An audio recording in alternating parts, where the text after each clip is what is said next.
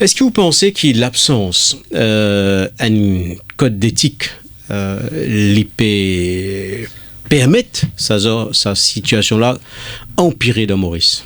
Définitivement. Vous connaissez, je pense, 100% convaincu qu'il nous besoin un code d'éthique et aussi un code de conduite pour nous ban parlementaires. Qui fait me dire les deux? Parce que normalement, un code d'éthique est plus aspirationnel, comment nous allons dire, aspirational dans le principe, tandis que le code de conduite il définit exactement les règles qui ont besoin suivre.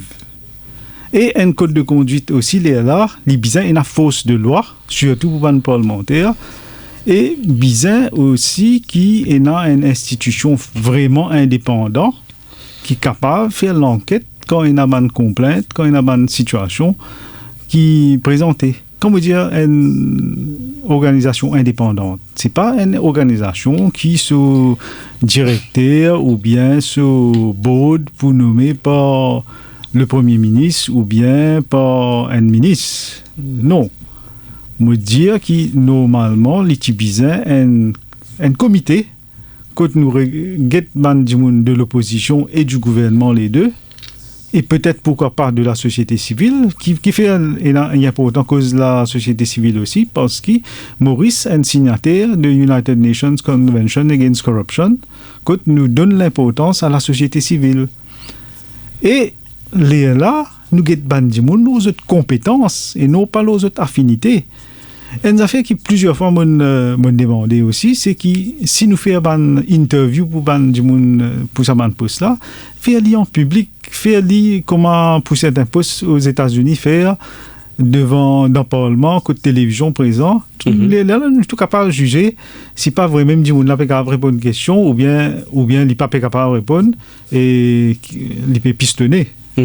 Manisha Dukoni, vous pensez bien effectivement dans ce sens-là? C'est très important. Pas juste la cause qui nous signe une convention des Nations Unies, mais il est très important qu'il nous ait un engagement citoyen. Là. Et c'est pour ça un petit peu que MSA, nous, travaille beaucoup plus sur un engagement citoyen. Pourquoi l'important? C'est parce que les citoyens sont un petit peu les personnes qui peuvent juger. Là, pour l'instant, je peux juger plus loin côté sensationnalisme, un journal. Journal fait sensation, etc. Pas faire rien. Journal fait l'information. Fait l'information. Non, mais dans le sens que citoyens, je peux réagir par rapport à certaines sensations. Mais en même temps, les citoyens ont aussi un droit de regard sur ce que ce parlementaire peut faire. Combien de questions ce parlementaire est posé dans le Parlement, où ça l'indique assisé, sauf bon, pardonnez, 6 pétitions pour manger, etc. Mais est-ce qu'il vraiment nous énorme citoyen peut faire ça? Pour l'instant, ne pas trop trouve ça engagement citoyen. Journaliste définitivement peut poser cette question là.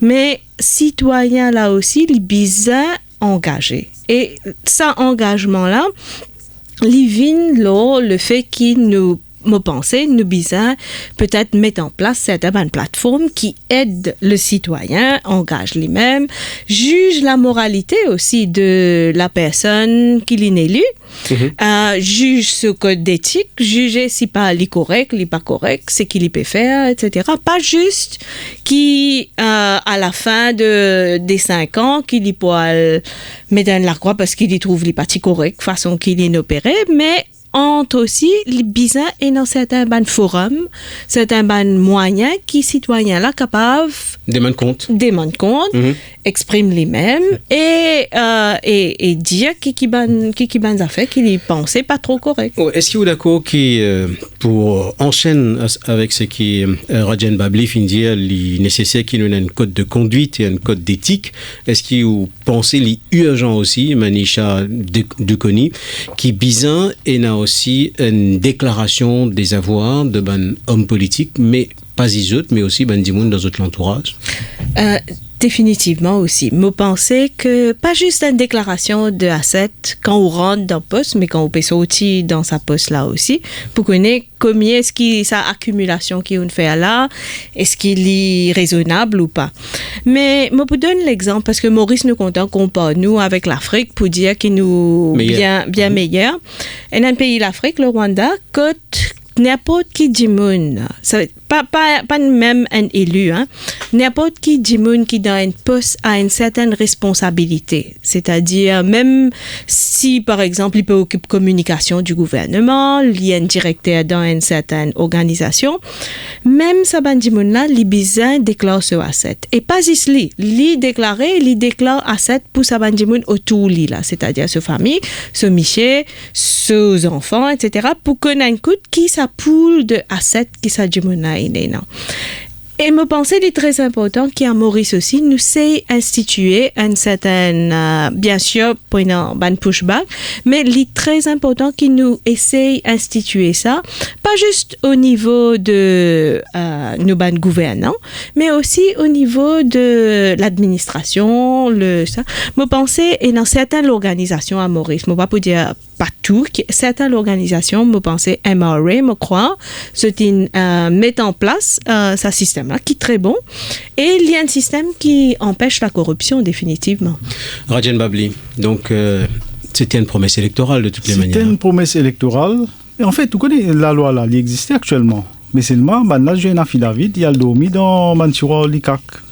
Alors, qui, selon ce principe, quand ils mettent en place, dans le monde, ils mettent en place ce système de déclaration des avoirs là, c'est pour que le public ait accès à l'information. Mais il y a d'autres affaires qui sont étonnantes encore dans le contexte mauricien. C'est qui Bandimoun oublié, c'est qu'ils autres qui donnent le pouvoir à ban élu. Et qui ban élu là, et là, des fois dans ce discours de dire nous sommes là pour servir les autres. Mais ça, bien souvent, c'est ça avant élection. Après élection, we are the boss. Donc, ils se sont servis. Oui. Ils se servent, quoi. Après élection, government is government. And government decide.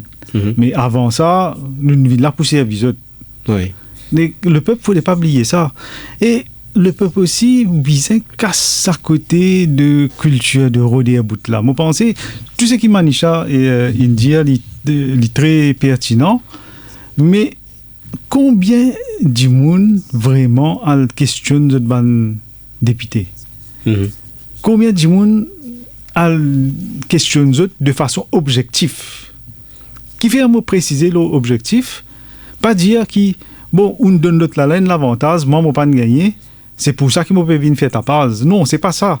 Nous visons la guerre sur le principe et non pas pour gagner nos bouts. Et l'autre urgence, où pensait Rajan Babli, c'est le financement des partis politiques, qui est encore une fois une promesse électorale. Est-ce qu'il a une nécessité amène la loi? Définitivement. Pour moi, franchement, Modiaou, c'est la porte ouverte à toute forme de corruption, toute forme de blanchiment. D'abord, quand nous guettons façon qui les choses étaient dans Maurice, n'importe qui s'en a capable de donner un parti politique là, un parti politique là, je ne pas enregistré ni comme une compagnie, ni comme une association. Et des fois, il y a un compte en banque, il y a un coffre, etc. Donc, tout ça, là, nous ne connaissons pas que ça sorti. Et je ici, je ne pas les dire que ça sorti. Et il est capable aussi qu'il y a un trafiquant de la drogue, peut donner l'argent.